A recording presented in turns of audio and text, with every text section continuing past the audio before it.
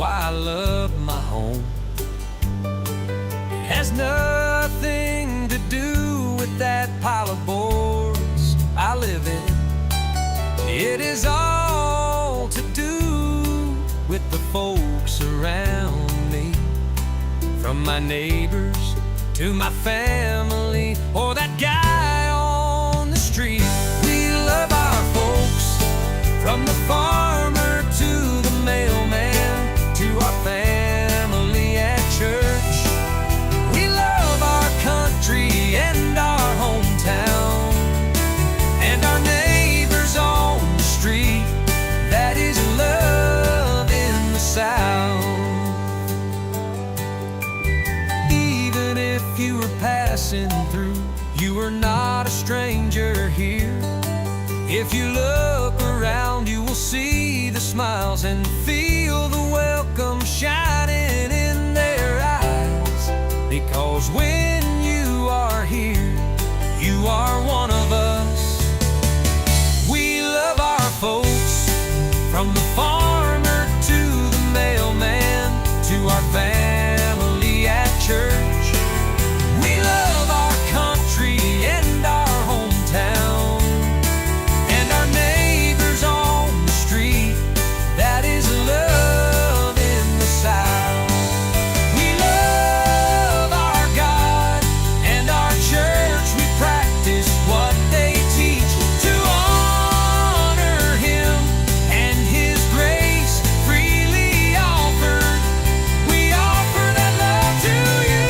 We love our folks, from the farmer to the mailman, to our family at church. We love our country and our hometown, to our neighbors on the street. That is love in the South. We love our God and our church. We practice what they teach, to honor Him and His grace freely offered. We offer that love to you.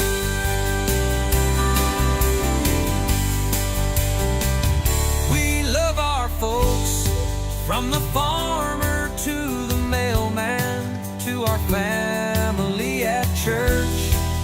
We love our country and our hometown, to our neighbors on the street. That is love in the South.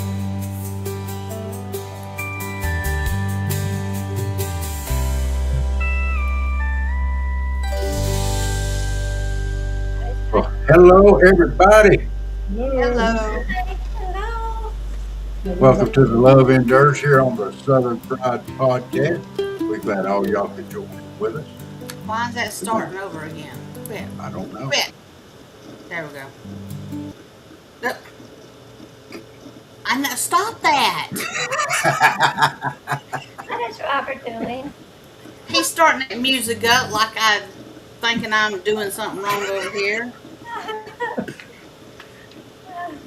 Don't you see my halo? Yeah, whatever. Yeah. Well, it's good. welcome Thursday night to Southern Pride Podcast, Love Endures Ministries. We're going to be continuing talking about relationships tonight. We're so glad everybody could join in with us. Dennis and I have a pretty good relationship here. We give each other a hard time. She was picking on me terribly last night. And there's a short out there today that proves it. Picking on me.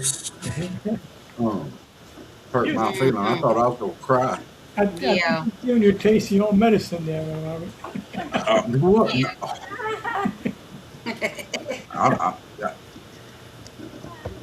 Halo. Oh, I got a hot flash. Whew. But on the funny side, Miss Donna, Mr. Joe, I'm sure that y'all appreciate this. They have done a scientific study, Oh, yeah. and they have proven that wives turn into good drivers. Don't fall for it. Hey, Jake. So if you're a good driver and you're out there, You watch out for a wife, because she Hey, might kitty, turn kitty. into you. That's Charlie. Well, Joe won't let me drive. He doesn't like riding with me. I drive too slow. And then Oh, he makes me nervous because he's criticizing my driving. Then I get to drive even slower. So it's not oh. working out well. I have to drive without him in the car. And And I'm see, like, like, I can't. That you're probably a lot better driver than I. I pick on women drivers, but you know, I think I would rather have an woman driver than an epileptic driver. well, I will tell you that here in Texas, the ones that are driving the fastest and the wildest are women. And I just can't believe that there's a woman behind that wheel. You know, it's just unbelievable. Is he playing? What? I'm trying to do it right. I know. There you go. I know as women have a lot of hats to wear, and we're always running and doing something. But I mean, it's frightening. They're very Hey, aggressive on the road out here. oh yeah. Well, you know, Texans have a reputation to live up to as well. You know, Jennifer could have been from Texas. Oh my God! She could have been. I mean, she's from Coosa district up there in Floyd County, Rome, Georgia, that whole area. It's kind of, what's the right word for it? Rednecky. Rome, Georgia. Yeah. Yeah. And I promise you, this is true. This lady, and I love her to death, right there. She had a Toyota pickup truck, okay? Had a Randy. rhino liner put in the bed so the bed wouldn't get scratched up. It wouldn't let nobody put nothing in the bed of that truck because she was afraid that a rhino liner would get scratched up. That rhino liner being the shape of that truck bed after the truck has rusted away and gone. Put it up the back of my truck, you might scratch my rhino liner. It was a brand new truck. Well, I mean, our friend David had a brand new truck, and I think he had a liner back there too. I mean, you know, I understand you gotta be particular. I was scratching, but I don't think I could drive a pickup. I haven't got up to that level yet. I'm still working on a little car. Yeah, well, she's, yeah. Now, pickup is, you know, now they have a lot of commercials out here with the girls wearing the cowgirl hats and the cowgirl boots, actually advertising those big pickup trucks. You know? And if Uh-huh. I mean, I'm amazed. I watch them driving and on the commercials, and I think, I don't know if I could get up in that thing and take off like they're doing, but maybe if you put the cowboy hat on and the boots, it gives you some inspiration. Maybe. Yeah. Well, and you have to play that song by Gretchen Wilson. Yeah. Because she did that song, you know, Redneck Woman, and she's out there driving around in the four-wheel drives and stuff. Okay. I must that maybe if I get that and would put that song in my car, I might get to be a faster driver and a better driver. You know what I mean? More aggressive. Yeah. Well, that you have to be out here. You can't get. Yes. Well, I kind of started off picking on Jennifer a little bit tonight and gave her the opportunity to pick back to you a little bit. It's cute. This is an example of a relationship. It is. Neither one of us took offense. Yeah. We were joking, cutting up. We enjoy the other person. We're good friends, have been for a while, a long time, and we're friends. But that is a relationship, and it's an important relationship. And because this is the most common relationship that you're going to have out there. So, but we have a good, healthy relationship back and forth. We can talk. We don't get offended. We don't get upset about petty stuff. We don't let that stuff bother us. We have frank and honest conversations. And we're talking about relationships tonight, and that's one of the ones. Let's talk about how friends should treat each other and what expectations and boundaries are normal or healthy in a friendship among friends. Is that a good topic for everybody tonight? We're talking about relationships. Yeah, Definitely. absolutely. But, you know, and Jennifer and I do that all the time. Y'all don't think I was just putting on Yeah, that was normal for us. That was normal. Yeah. Yeah. Well, I've seen you two guys kid around before. That's the way. That's great. Healthy. That's Yeah. healthy. If we can't laugh at each other, then we got a problem. You know, Right. I gotta be able to. And I do dish it out by the shovelful, but I will take it back the same way. Yeah, you can't hardly upset me or tick me off like that. Joking, you can't do it. And I, you know, but I figure if I'm going to dish it out, I better be able to take it back. That's right. You know, and So, nowadays, because everything, a lot of people text and stuff. When you're talking in person and you get the inflection and all, the person's joking, but sometimes people get offended because in the text message, you don't get all that. It's very hard to put the emphasis in, or you're You told. might be it the And wrong you might get way. offended by a text message versus being able to tell someone the same thing with your intonation, and your yeah, so it, You might read it the wrong way. Maybe it didn't intend it to be that way, but you might read it the wrong way. And that's part of the problem of all we do is communicate with this because, this you is know, we lost so many human interaction. yeah, And people want to solve problems with this, have arguments with this, have discussion. I mean, pick up the phone and call or talk to No, now we got Zoom, do a Zoom call. when I See the see person yeah, face to face. when I see a young couple, young couples sitting having a dinner together, the two of them, and they're both on their phone, or we see whole families with even the kids on their phones. I mean, that's the time when you socialize and you communicate is at mealtime. I mean, that's the only time yeah, you really have together. So we really, I think it's good to leave the phones, turn the phones off if you're having dinner with a friend or lunch with a friend, and the same thing with family. If you're sitting down to dinner. My grandchildren carry like these little small little laptops and they have a tendency to bring it to the table. So don't bring it to the table. No, no, no, no. This is our time. We're sitting together. We eat together. This is the time we talk to each other.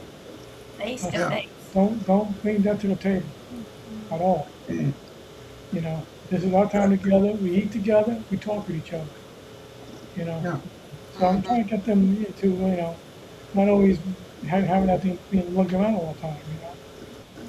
And the parents are okay with that. Because otherwise, they'll just get out of control and not realizing how much time they're spending on it, and we're spending not enough time communicating and talking to them. Well, Okay. interpersonal Yeah. communication, they're lacking that because they're so focused on this tablet or the people on there they're looking at and not having a true relationship with an individual. I took a course back in the early '80s in a community college called interpersonal communication. That's gone. yeah. It's completely gone. Yeah. Now we You do know, something else. Everything else is all. I mean, like we're interacting now. We can see each other face to face, although we use the technology, but we're still face to face. yeah, We can still see each other's reactions, or laugh at each other, Oh, whatever. oh, you see if But you but it's hurt the all person's when feelings, you're texting, you can't have that sort of relationship. What LOL? A big deal. yeah. It ain't Is funny. that? Are they really laughing? Did they snort, or did they like? Okay, whatever. Laugh out loud.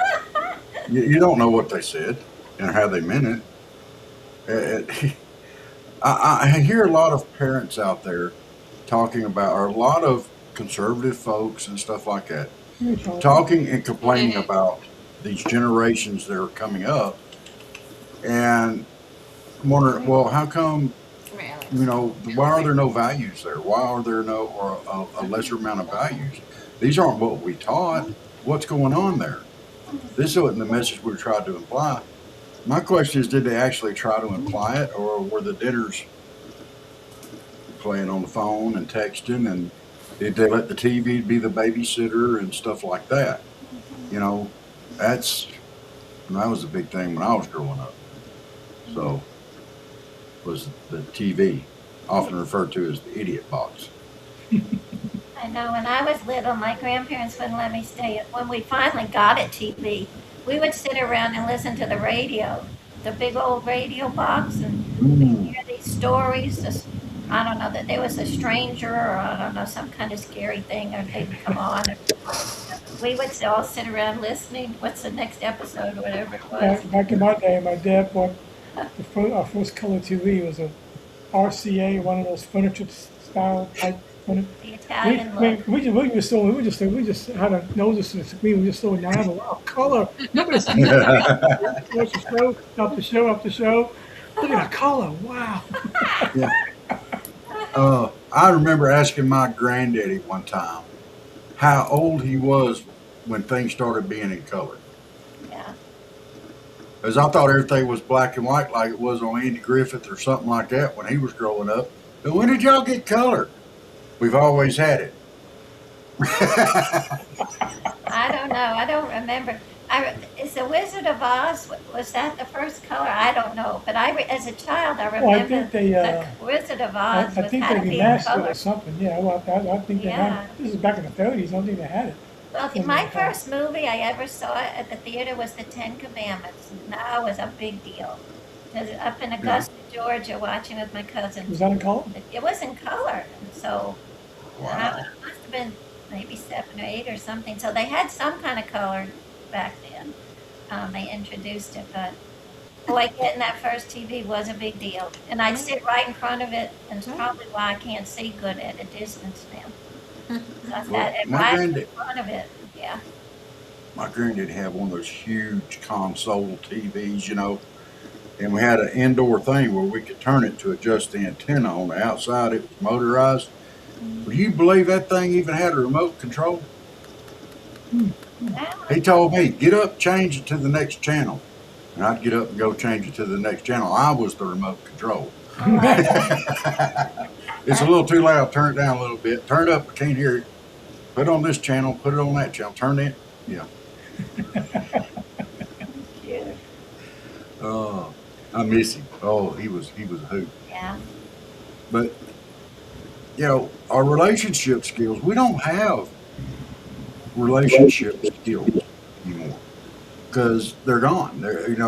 We've replaced relationship skills and interpersonal skills with texting skills and email skills. We don't know how to talk to people anymore.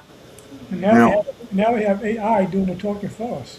Yeah, AI, Yeah. you could do anything you want with AI without even yeah. no writing skills. hmm And then you take someone like me, after I got hurt, and this has been, we've kind of traced back. I've talked to Ross, but I have a thought. I took a pretty good head injury, and I have a thought. It's out my mouth a lot of times. And a lot of people have a filter there. Depending upon how quick I can get my little drop screen down, it may already be out there. Then I'm like trying to deal with the consequences.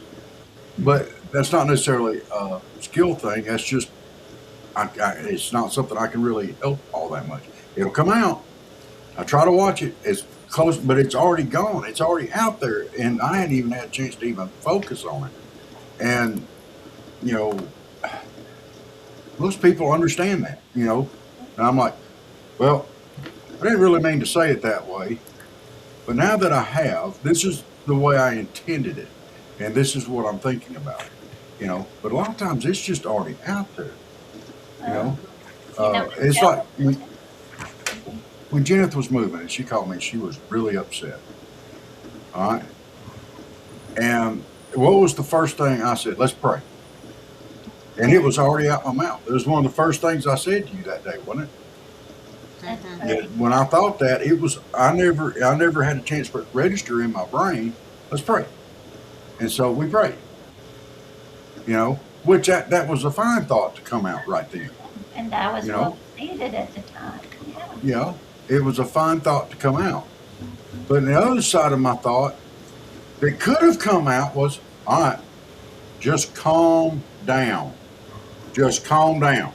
Take a deep breath. It's going to be all. You don't say that stuff to lady folks. But it's not no redneck woman up there in Coosey. You don't tell them, just calm down. It'll be all right. They don't want to hear that. You're overreacting. They don't want to hear that. That could have come out. It didn't, thankfully. Funny. I think when you're married a while, like Joe and I, we actually say the same thing sometimes at the same time. the same thoughts are going through our mind at the same time, and we both come out with it. And I guess that's just when you've been together 40 years or so. The two shall become one, right? And that Yeah. includes your thought ideas, or what's on your mind. It's odd, isn't it? That does so many Well, times. somebody told us one time they were like, two antennas connected to the, Wi-Fi or no, whatever. not the Wi-Fi, Not the- connected to the, I forgot how you said it, Um, but connected to the same source or something like that, And then there are times where we just think alike, and sometimes we get a thought at the same time. We're in the same frequency. Frequency, that's right. That was the word Yeah. used. We're on the same frequency. So we're tuned in together in unison. It wasn't always like that. We were in the opposite frequency for a long time. It took Yeah. years of marriage to get it right. We didn't go to marriage counseling like we promote for other people. We needed marriage counseling. Oh, we did, Hey, kitty, kitty. Oh, we finally did, but it was halfway through our marriage Yeah. by the time we decided we needed some help. Charlie, get your nose out of the screen, Charlie. Hey, kitty, kitty. This is Charlie. Charlie, get your nose He's out of the trying Well, Charlie ain't hurting nothing. Yeah. Charlie wants to be a super. He said, "Look, I'm a the superstar here. I'm This is a- my good side. I'll get by here in a little bit and show you my best side, though." screen. I'm not the only one. He's got the longest legs of any kitty I've ever had. Wow. Legs. But it's not just. I don't think it's just husband and wife relationships that get like that, though. Yeah. I've had some friends, and we finish each other's sentence. Like, a friend of mine, we lost a good flashlight one night fishing down on the river. He knocked it in the water, Oh, and it was still on, sitting on the bottom of the river. We could still see it shining, wow. and he's like, I said, "Man, that was a good flashlight." He said, "Yeah." 30 minutes later, it's still going. He said, "Man, that really was a good flashlight." And it's the middle of the night, Yeah. it's dark, no moon, and he's like, "We're getting ready to go." He said, "I'm gonna get that flashlight," and he got the dip net, and he Okay. reached down, laid in the water, and reached down just as far as he could. He said, "I can feel the bottom." He's like, "I'm gonna get that flashlight," and he run the dip net across the bottom and turned the light off. And we're like, well, both of us at the exact same time. That was a good flashlight. Because it was gone right then. That was a good flashlight. And that became the running thing for a long time. We'd have something that would happen, and we'd look at each other and go, "Yep, that was a good flashlight." There's bonds that you can make with everybody around you. Those are shared and treasured memories that you can't get with one of these things. With one of these, you can't get that with these. I mean, they're useful devices to help us in so many ways. But I don't think they were designed to where we're actually having total conversations on a text message. It was designed to send a message. A quick message Yeah. and quick, Yeah. communication, and that's it. I'll call you right back. Yeah. I'll call you right back. Yeah, call you right back. Yeah. I'm home, since Yeah. they got Well, home safe. well, things running like late. that. Yeah, Whatever. Running late. I'll be there in 10 minutes and stuff. yeah, that's perfect. But you don't need one. I keep mine around me during the day, and I play games online if I'm taking a break from this stuff. And I play games on it because I play games on this stuff here too. But it doesn't. I would rather call somebody than text them any day of the week. I hate texting. I would too. I hate it. Why don't you just call? Now I don't mind reading, but I don't want to read a book for a text. And then, now, I'd rather hear someone's voice than just get a text message from them that they were checking on us, checking on me, whatever. now Paige sends me a quick text throughout the day, checking on me. I don't know, or to tell me that she loves it or something like that. That's fine. She's at work. She's taking a minute out of her day or whatever. She's got a break, quick text.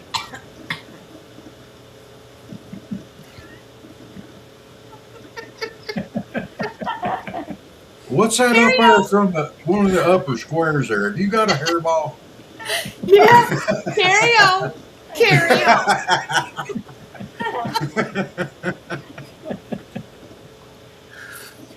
Oh, it's gonna be one of them nights. I can see that already. We're gonna be on each other all night long. See, It's he's all been right. like this for years about texting. I know this because I used to text him when he was at work. No. And it was, he was at work, so I couldn't call. It was like, hey, I'm on my way. Hey, something, you know. But now, I know he hated texting, but sometimes you just had to do it because you knew he was cutting meat. And maybe, yeah, I kind of wanted to reply a little bit sooner than he might could have, but I understood sometimes. Yeah, I got it. I mean, I'm driving down the road. Why can't he text me while he's cutting me? You know how hard it is to run a bandsaw and text at the same time? Oh my God. Oh, I'm a good meat cutter. I can text and cut meat at the same time. It don't work that way. Oops. No, they're all still there. Yeah, they got Years all and the years. fingers. Well, I know a lot of butchers in New York might have missed a finger or so occasionally. Yeah, A lot of people down around here that's missing fingers. I bet so. You can usually tell a meat cutter by how they wave. Uh, yeah, but I mean, I cut meat for a long time, and let's be honest, butchers work with equipment and items that are made to cut and take apart what we're made of. That's right. Everything that they use is to cut, grind, chop, whatever, what we're made of. And you better be careful. You do. My uncle taught me the majority of my meat cutting skills. And look here, I got them all. Praise the Lord. I had to get stitches once That was out of enough. all my years. And there was a couple times I probably should have gotten stitches, but one time I had to. And I was 12 or 13 when that happened. Wow. And I'll never forget that. It was right on the end of that finger. I don't know if you can tell it or not. I dropped the pad down on this finger. Oh, I see it. Yeah. It's just a real light scar now. But I dropped that whole pad back on a bacon slicer or a deli slicer. Hit the blade, thung, and it's like, boom. I looked down and the pad was folded back and I screamed out and nobody heard me because it's loud back there where it was. Boy, the second time I set out, everybody heard me. There was no doubt that somebody was hurt. So my granddaddy loaded me up and took me to the doctor. And I'll never forget it as long as I live. The doctor said, "Oh, what happened? Oh, we're going to stitch that up." Da, da, da. I was like, and to deaden it, he stuck the needle in the cut. Oh, And when he Yikes. stuck the needle in, I yanked my hand back. That stuff was spraying across the room. And I was 13 years old, him and I had a discussion. We talked about his questionable parentage. We talked about what kind of animal his mother was. We talked about all kind of stuff, where he could stick that needle. We had a good, long discussion. And my granddad sat there going, boy, come on. Well, he finally got it deadened up, and they got it sewed up, and everything was fine. We was on our way back home. My granddad said, "Where did you learn to talk like that?" I said, "From when you get mad." I never heard my granddaddy say another one after that. And buddy, he better not hear me say one. Right.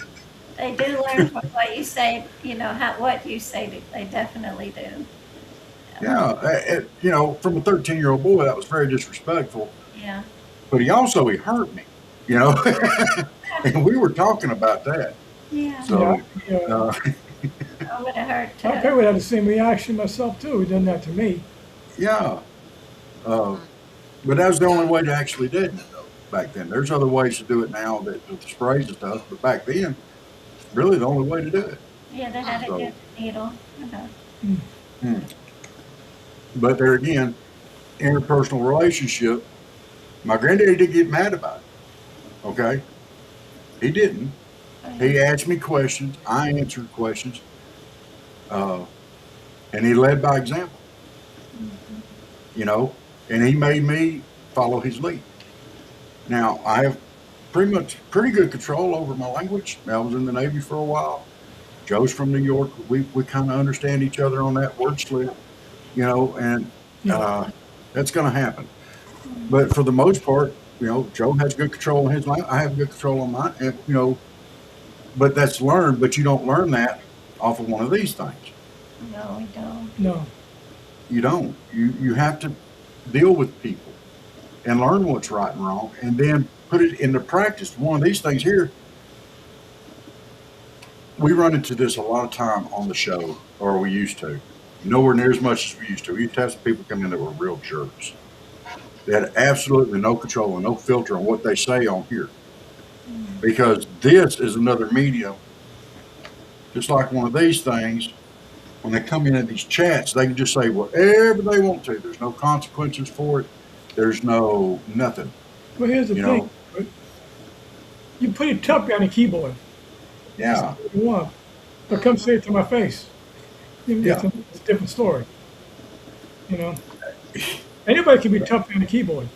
Yeah. And no, nothing for you to look at. You know? And so, But see, with my sense of humor, it's no fun unless I see them.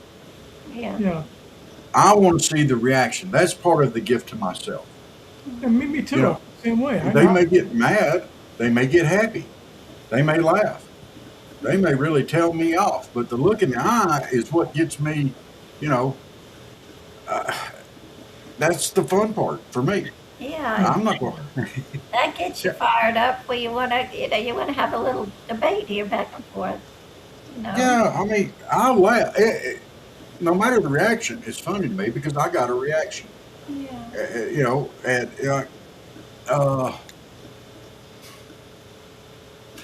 I called my boss one time at a job that I had.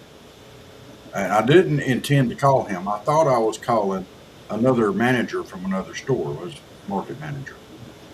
And we answered his phone. It was inventory time. And I asked him, I said, "Hey, sweetie, how'd your inventory go?" He said, "All right." I must be sick or something. He don't sound right. I said, "Well, sweetie, I got about whatever my number was. That's what I got this month." And he said something else, and I thought, "Oh, that ain't him." And it was our boss that I had called. I was like, "Oh," he's like, I said, "This ain't John." He said, "No, this is Mark." I said, "Oh, sorry." I said, "I didn't mean to call you sweetie. Thought I was talking to someone else." He said, "Who'd you think you was talking to?" I said, "John. Is he your sweetie?" I said, "Well, I'm probably his sweetie now." You know, and it was 3 weeks after that. That owner came through and said I didn't show him proper difference. But yeah, he's probably right. But that was an accident. I didn't mean to call him. I really thought I was calling somebody else. But that was hilarious to me. Because as soon as I hung up the phone, I called John and said, "I just called Mark sweetie." Oh my God.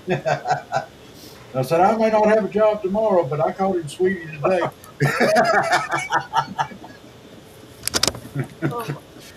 Stop. But What's going on, Jen? He's chasing Pete. I got two fighting. Oh, Uh-oh. yeah. Well, we thought we were the only ones. The two boys they like to play Dominic Cat. They take turns. yeah, Yeah. These are the two brothers, and the youngest brother, well, I know he's the one that was probably born last, and now he decides that I'm going to beat up on the older one, and he is bad about him. He's the one that bit me, so. Oh gosh. Talking about our friendships, you know, we miss our friendships in South Georgia. Very You know, much so. we have we socialize with them every day. We go to lunch, we have lunch every day, and Once a week, we meet a bunch of them for dinner. Every Saturday night. I don't have that here yet because it's still fairly new, and you know, Yeah. I mean, we went to a different church now, which is smaller, and so we're intimate, right. friendly people. You actually, you know, you get to talk to people, whereas before, and I'm not knocking the church or anything. This was just particularly too big, too many weekend services, too many people going in and out. It was like Mass Central Station, you know. It was like, and there was no really, and hard to get, even trying to get close to the pastor was very hard. You couldn't even You have know? a word with the pastor. It And was so so, busy. so He was we so just, busy. you know, so we found this church and we found out, you know, we like a whole lot better. I mean, in 2 weeks, I feel like I know, I mean, we made more contacts there in 2 weeks than this place we went to in 10 months, you know? We even had people invite us out for lunch after church on Sunday and invite me to a women's thing on Saturday. And that didn't happen in a whole year at the other church. We didn't get an invitation. And what I'm trying to say is the friendships down in Georgia all started through a home group. Yeah, it was a And that was like 20, Sunday 20, night that was like group. 20 some years ago. Here we are, Yeah. 2 years later, we're still It's still the group. connected. And, you know, people have, you know, passed on and people have been added, but it's still the group, the Saturday night group, Yeah, you know. we've had our share of sadness and sorrow and happiness and laughter, so we've been through a lot through the 2 years. So you know, yet there's a bond there. They're like family, They're We closer truly are than family. family, to be honest. you know. You know, Yeah. sometimes family, you can't even speak as openly to a family as you can to a friend. We're all getting older now, you know, a little more higher in age, and so, you know, we pray that we all stay happy, healthy, and continue to live, you know, good long lives, and you know, but I'm missing very much, you know. And I'm hoping to get this kind of relationships here too in Texas, you know, hopefully, but I think, I'm sure you will. yeah. Well, Well, last night too, last night we went to I guess it was a Wednesday night prayer group, right? What'd you call it? Yeah, A the home name. group here. There's a pastor starting in church and he invited Joe. Joe went several times by himself, but I had to stay home with the children. But last night my son got home from work early, so I was able to go, and it was probably about 10 people, a home group, and they kind of talked about relationships last Yeah, talking about night, marriage. a little bit about it and the relationships. But at the end of the meeting, everybody, one man visiting from Wisconsin, felt that he said, Donna, I feel like we all need to pray for you for your healing on your head. And he prayed for me, and it was so powerful. They all laid hands on me and prayed. I sat in a chair, and I couldn't stop crying. Wow. It was just wonderful. And it meant so much that these people cared enough to pray for me. You know? Yeah.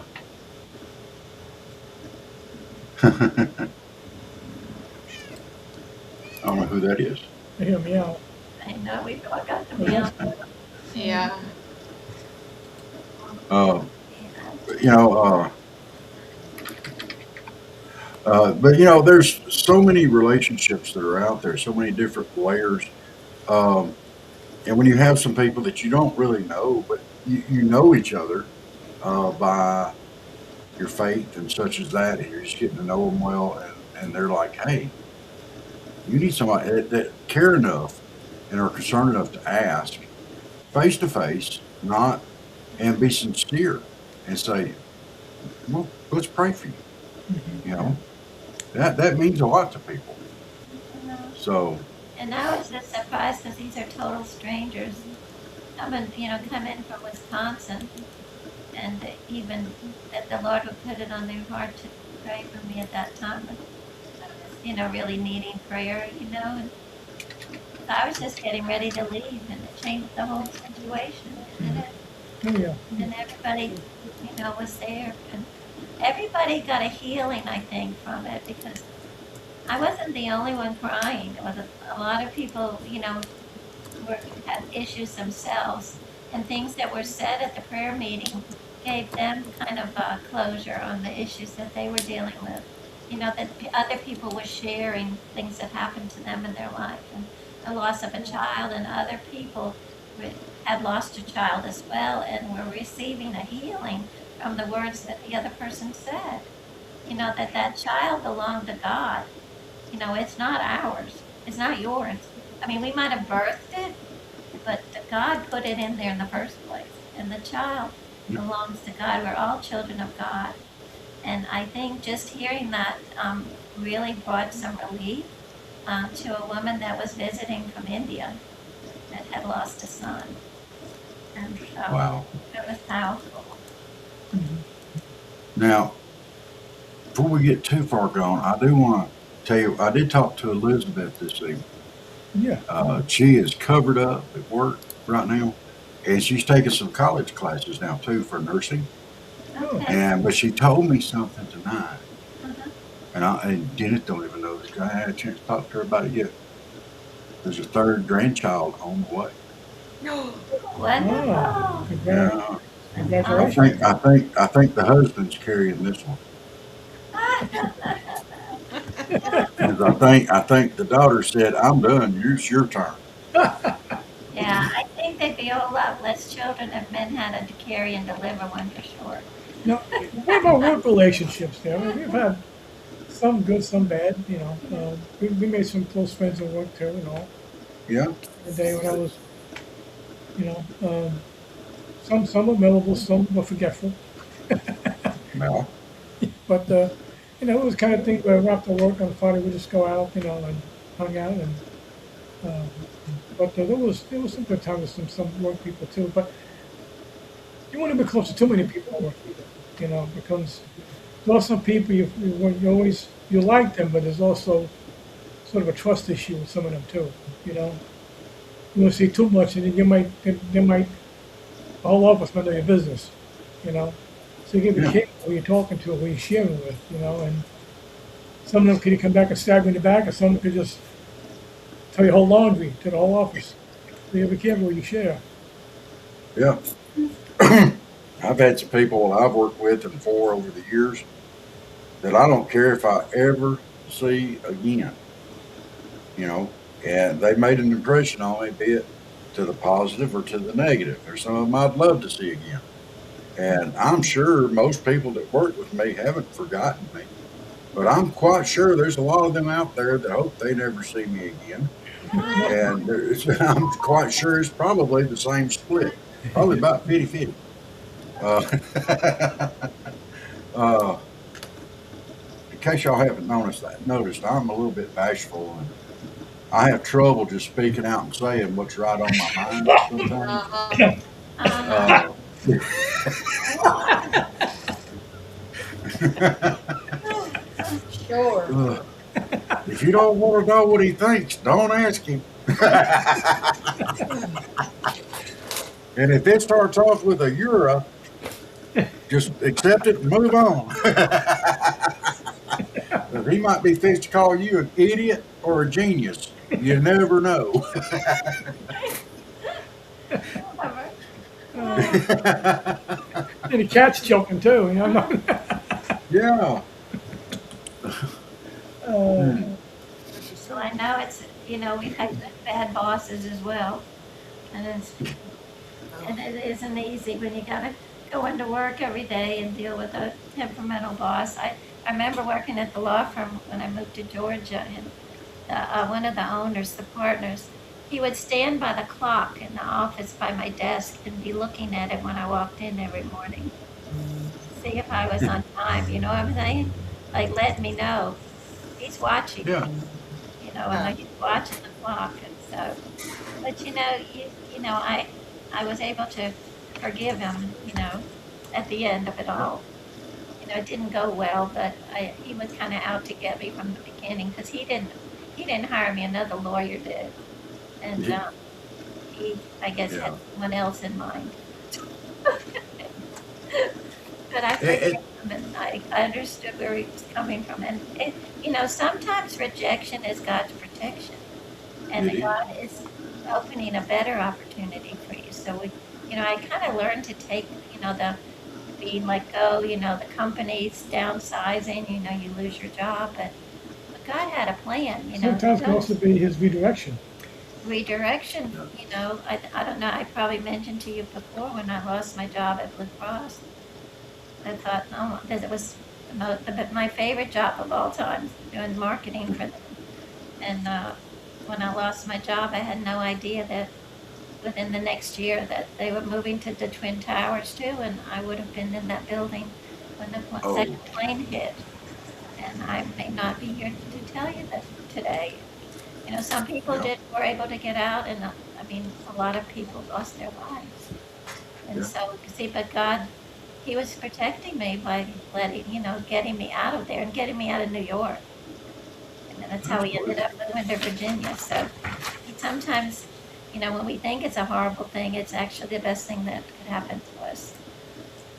Absolutely. And I've had bosses and that just, you know, and I've had some good ones and I've had some bad ones. I've had good work relationships. I've had bad work relationships. And it seems like, but it could go either way. And I was always blessed with, I learned a trade growing up. I wasn't afraid to try new and different things, Yeah. but I already had a skill set. I was a butcher. I Yeah. cut meat anywhere. It all cuts the same everywhere you go. Yeah. And I knew I could walk out the door at any point in time, go find me a job. They'd probably pay just as well, if not a little more, than what I was making. I Right. knew that, and I had that comfort, and I had that confidence in myself and what God had allowed. I'd learned, thankfully, because my granddaddy and my uncle taught me a trade, and I had that I could fall back on.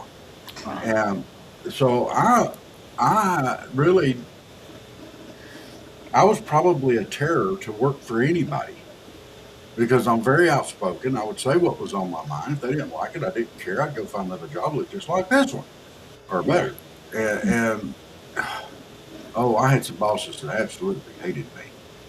I mean, you could just feel it oozing off of them. And I thought it was great. I had one in particular, she hated my guts. Oh my gosh. And we had this intercom system over this huge plant. And you remember way back when they had the penguin for one of the beer commercials, and it would go doobie doobie doo. At the, I think Yeah, I so. remember that. She would get on there and she'd make an announcement throughout the whole plant. And immediately afterwards, it was doobie doobie doo. And she was like, I'm going to find out who's doing that one day. I said, it's me. But I would never take the blame on something I didn't do. Right. If I did it, I'd fess up to it. If I didn't do it, and somebody put a glass of water on top of somebody's hoister one night. And they drove off, and the pole hoister, it's like a forklift, the cup of water fell over. And this particular boss, she said, I know it was you. I said, you don't know nothing because that wasn't me. And she said, we got a camera right up there. I said, well, go look at the video. I said, it wasn't me, I'm telling you. And she swore them down it was me. I knew who done it. And I was laughing when he done it. I could have stopped it. I didn't because I thought it was Did funny. he get in trouble? No, Did he? she blamed me on it. We thought it was funny. He said, you want me to go tell her? No. She knows it was me. Don't you go tell her nothing. Let her think what she wants to think. She said they got a camera out there. If they want to know bad enough, she'll go look. Sometimes some people are not meant to be a boss or a manager. No. She thought she was one of them. I don't know. In all fairness, a large part of the problem was here. Yeah. Just being fair and honest about it. Yeah, a large part of that problem was me. I worked hard, and see, that was my redeeming quality. I would go in. Did she Do what? hire you? Did she hire you? Was she the hiring manager? No. I was gonna say, how'd you make it through the interview? I was gonna say. No, they have somebody else that did the interview then. Then they would put you in a department, and then you'd have a supervisor. So there's and then the manager that I was working for left. I went to another department, and then she moved up into the position. And, no, she had nothing to do with me being there, but I did more on my job, not bragging, but I went and worked. And I would do more on my job than anybody else would get done. Not because they couldn't, they just wouldn't.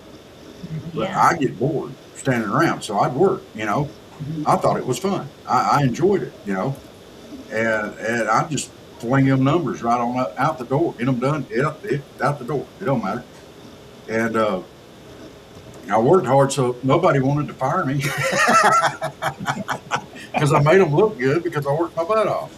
Yeah. Right. But the flip side was that they had to put up with me. It's a give and take, right? Yeah, yeah. So, you know. uh, but Uh, that was a saving grace right there, being productive. And yeah, what was making us money, you know? yeah, If you were the best producer, they couldn't get rid of you and make them. no. And and I knew it. And you told them too, probably, I imagine. There were people go through, how do you get away with all the stuff that you do? I said, because I do more than other people on the job. I get more done. I said, I do 2 to 3 times by myself what other shifts do with 2 people on this same machine. I said, I work, I go, I don't stop. I said, I do stop. They said, yeah, we see you up here in the break room for 30 and 40-minute breaks. I said, yeah, you do. And they would come in, don't you need to go back to work? I've already cut my production for today and then so. Leave me alone. I'll get you some more here in a little bit. Don't you worry, I'll make you look good. But I'm taking a rest break right now, and I'll be on there as soon as I'm able. And she'd be like, No response, I'm sure. eyes get big, you know. It kind of reminds me of a show, I think. I don't remember what it was. I don't know. It's not like some kids come out of a show or something. You know? Yeah. You could start a show on that one, I'm sure, at the meat department. You can imagine that. Something. But there again, Yeah. relationships, Yeah. you know. Now, I want to ask you, when you were wrestling, did you make friends in that business? Did you? Absolutely. Did you have a lot of friends in that business? 'Cause Wrestling is about trust. You better trust the person that you're getting in the ring with. Right. And yeah, I'd say I had quite a few friends. We all trusted each other. Yeah. It's a pretty tight knit group. Now, if someone outside that group that you're used to, like if you go to a different show, the first thing you look around and see who you know there. That'll tell you a lot Yeah. because, you know, it's a pretty tight group. But if you don't know anybody there, you start talking to people trying to figure out, okay, I know this one, I know that one, or he's worked with so and so. And then you try to figure out who they work with that you know. Yeah. But if you don't know them, it's always better to err on the side of caution. And this is good for anything. My tag team partner Earl and I, we went to town to do a wrestling show. And we were invited to come there. We were excited. And they put us against a pretty good tag team. I'd heard of them. I had never worked them before. And this one guy was talking about, well, I'm going to do this flip off the top rope and come down and drop a leg and this and that. And I'm like, I'm rolling. He's like, what? Oh, no, Earl told him he was rolling first. He said, I ain't taking that. I don't know you. And he ain't, no, I ain't taking that. And he looked at me and said, well, big boy here will take it. I said, no, I ain't. He said, you wouldn't take that from me? I said, no, I don't know you. I don't know if you can hit that move or not. I ain't never seen you work. You know, and finally he flipped, you know, he got out there and he tried to pull it on me and I rolled. And he landed right on his butt, which is fine. That's where he was going to land anyway. Yeah. But then I got up and I said, did you just try to do that move on me? I had to push him up in the corner. I'm talking in his ear where nobody could see it because, you know, I said, did you just try to pull that move on me? I told you I wasn't going to tape. He said, well, yeah, I thought you were just joking. Nope, wasn't joking. You're losing this match. And yeah, it was, but you know, trust in any relationship is exceptionally important. And in wrestling or in something that can get you hurt, if everybody's not on the same page, it doesn't matter if it's wrestling, working on a log crew, whatever. If you can't trust the people to do what they say or what they're supposed to do, did somebody get hurt, killed, Sure. anything like that? Yeah. And I imagine the same thing on a fire department, police department, EMTs. I mean, you know, you got to be able to trust people are going to do what they say they're going to do and stick by it. And if they won't do it, then you're asking for problems quickly. So, that pretty much goes for pretty much any relationship, you know, and, Having a partner like in the police department, like right. a buddy, you really got to have the trust in that. You're looking Yeah. out each other's back for sure. I guess the one question we could all ask each other is, you know, what defines a friendship? What a, trust is one of them for sure. But Yeah. I think the friend also is more like a brother or sister to you, more of a, someone who's really looking after you, your best interests.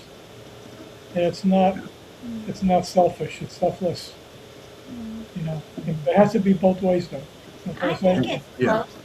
closer than a brother or sister. And, It's, someone who's got your back, someone who's, you know, who's there for you at a moment's notice, whether if it be you personal call or home. in the middle of the night and you need help, that you know they come. Yeah. You know, and if anything happened to them and they were stuck on the road, you'd go help them. I mean, that you would not, you're looking after each other's back, And I it's think God closer warns us. sometimes than a family And I relationship. think God warns us, so it was written that, you know, you gotta be careful who you hang out with. Yeah. You You become you who become you one of hang them. out with. Like, you know, Proverbs tells us to, make no friendship with an angry man or an angry person. Because that Yeah. anger is gonna be on you, you know, you're gonna feel those vibes and they make you angry. So you gotta be, you know, it depends on, gotta be somewhat selective too, in terms of who Yeah. you, bring into your life and consider a friend.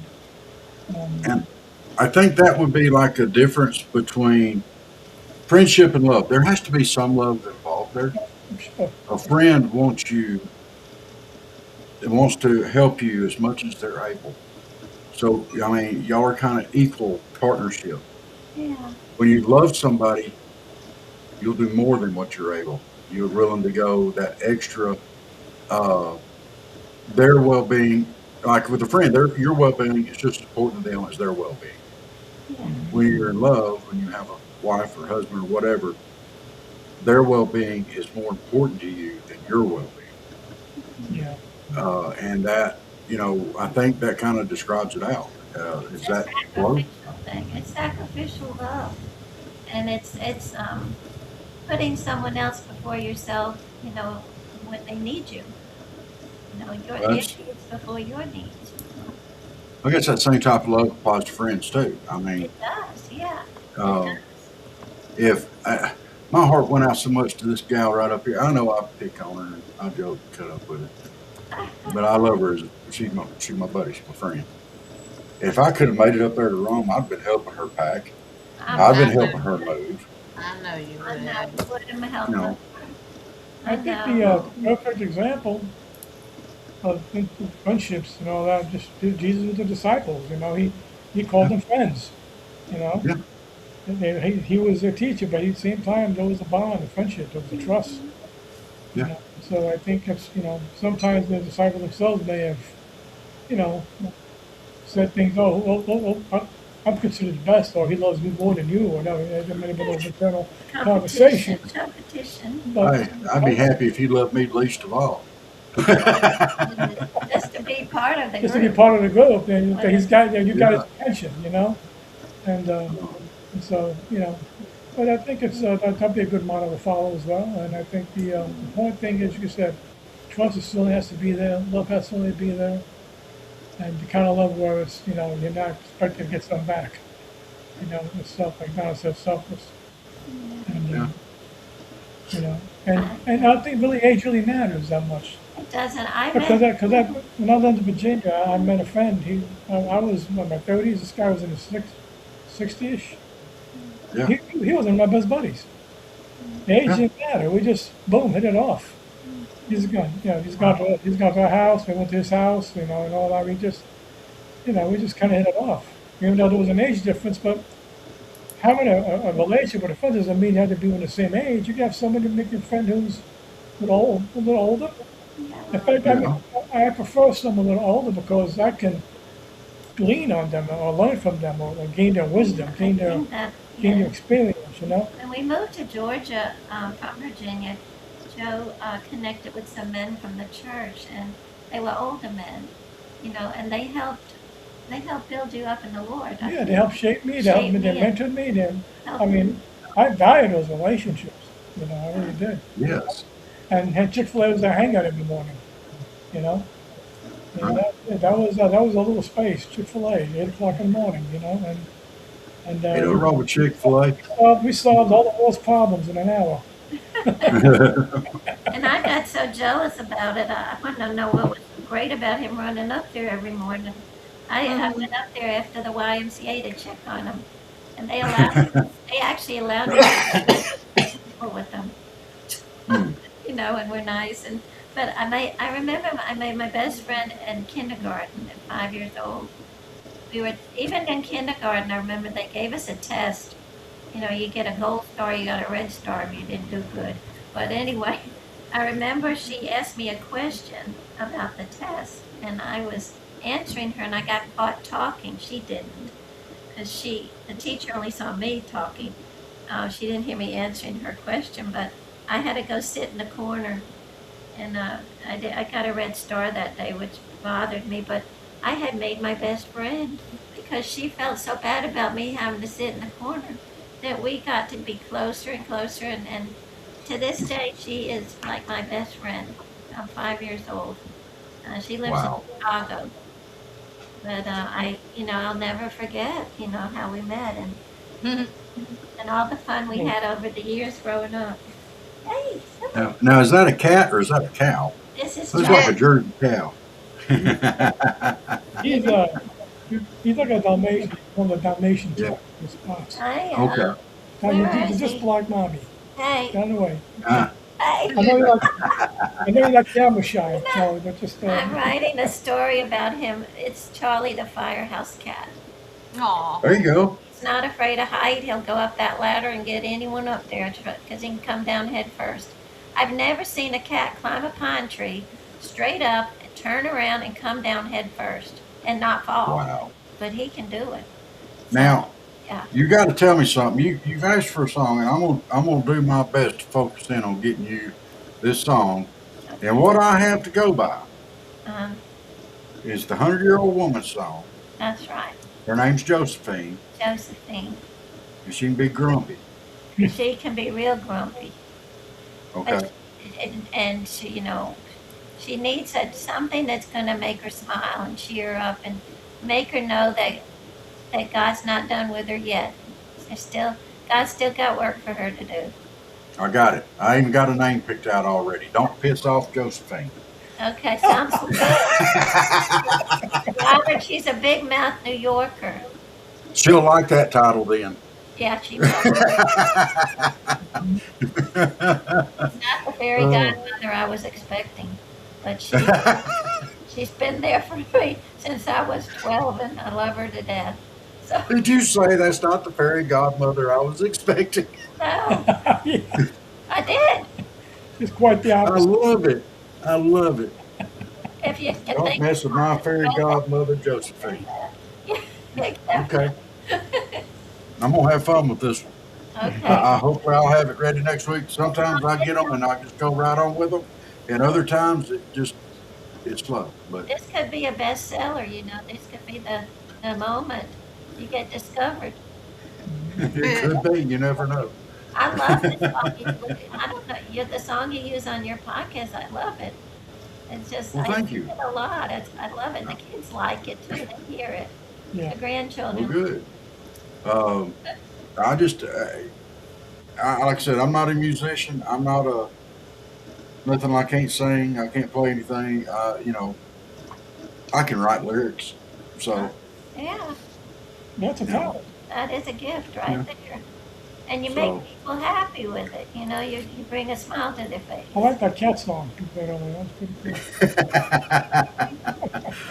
I wrote that one just for Jenna over here. I had to write that one for my friend. She's got her cat show coming up. So, Oh, that's uh, good. and I was, yeah, look at that look. Oh, ain't that just a sweet look? I know you didn't just roll your eyes. You did rolling your eyes at America out there. Look, I ain't Y'all, I'm trying to be sorry. ugly enough, but I'm hungry and my back hurts.